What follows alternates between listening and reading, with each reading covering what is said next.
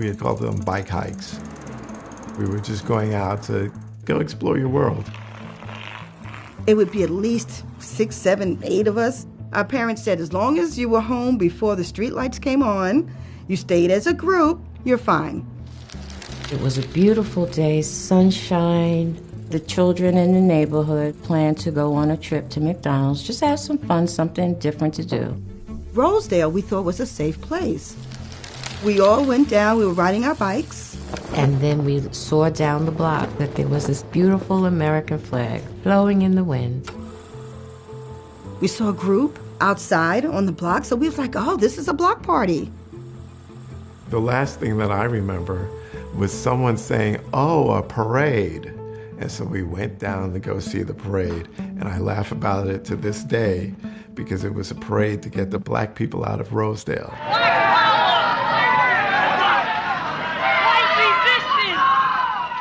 It's the summer of 1975.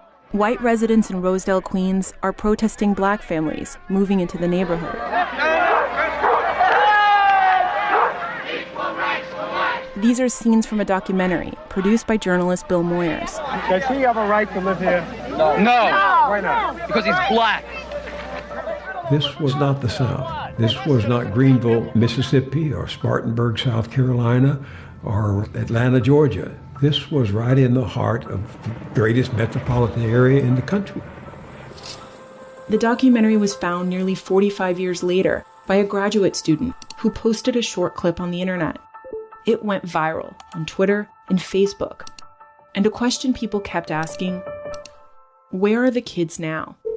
Hey, Rob, this is Whitney Hearst calling from the New York Times. My name's Whitney Hearst. I'm a journalist. To answer that question, we called more than 90 people who had lived in Rosedale at that time. I was trying to find anyone that might have known someone. We couldn't find any white residents who said they'd been there. Came out because she got a little bit crazy. But we spoke with several of the black children. We wanted to hear what happened to them that day, to understand why their experience is resonating decades later.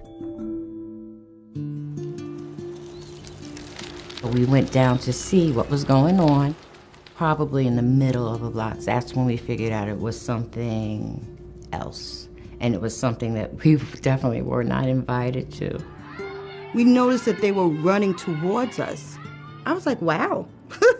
Like, why are they rushing towards us, not thinking anything negative?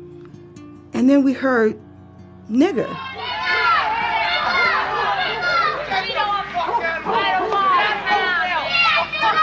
They surrounded my best friend at the time, Marina. One of the young men hit her, and they started calling us names. They started throwing rocks.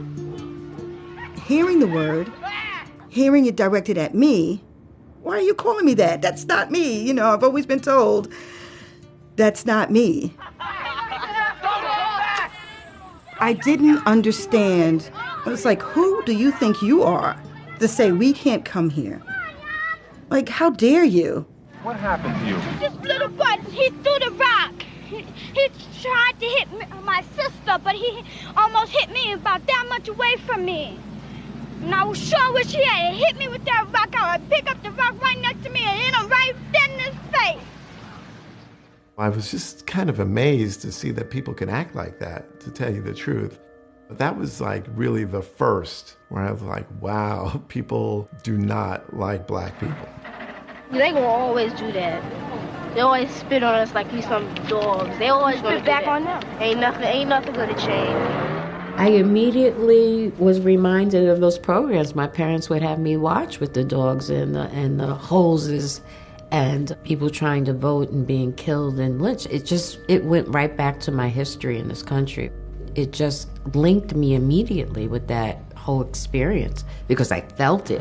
Do you forgive them? No. No. Can't take back no hurt. And I didn't know what to do with those feelings. I did not know what to do with those feelings.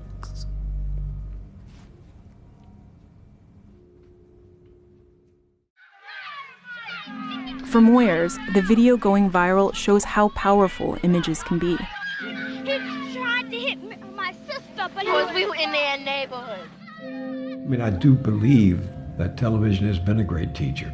This country didn't really respond to what was going on in the South, although it was well known, until the sheriff in Birmingham turned the water hoses and the dogs on those young people who were demonstrating there. We knew about it, we heard about it, we were aware of it, but we didn't see it. We couldn't escape it once we saw it. As we filmed in Rosedale, a group of blacks from South Jamaica was coming through the neighborhood in a demonstration of support. Every time a group of blacks get together, they want to help Rosedale with their problems. We don't need any outsiders helping us with our problems. And we'll stay white, period. All right, so guys, this next scene is very disturbing. All right, it's the one I was telling you about yesterday. I started a sociology elective in 2004-2005 school year, and my supervisor at the time, he said, come up with something that's close to home that maybe you can relate to today. I grew up in Rosedale, and I said, I wanted to do a unit on race in America. And that Rosedale video, they've been showing it for 15 years now. You know, giving it to the kids and say, what do you think? I've never seen racism on camera. That was full-on racism and just bullying. I'm glad that I saw it because it needs to be seen. I feel like everyone should see this. I think it's come back up because of the fact that we're going back, kind of. Racism is still alive. It's still poisoning other minds. This is how it was back then. Let's not repeat it again. Emotionally, I think it's connecting with kids more today. This generation is that I generation. They can see it in a 10-second span, make a connection to it. Can't take back no hurt. The kids are never going to forget that. They can't unsee it, and it's going to be with them forever.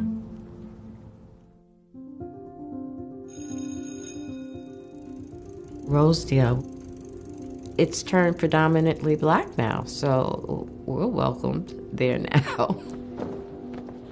That day, the American flag was the image, the symbol that pulled us into that situation. We live in America. The American flag means good things. It means that we can go where we want to go. We can ride our bike down any street in America. But it really represented a symbol of do not enter. So they took that beautiful image and turned it into something ugly for me. And I want the flag back.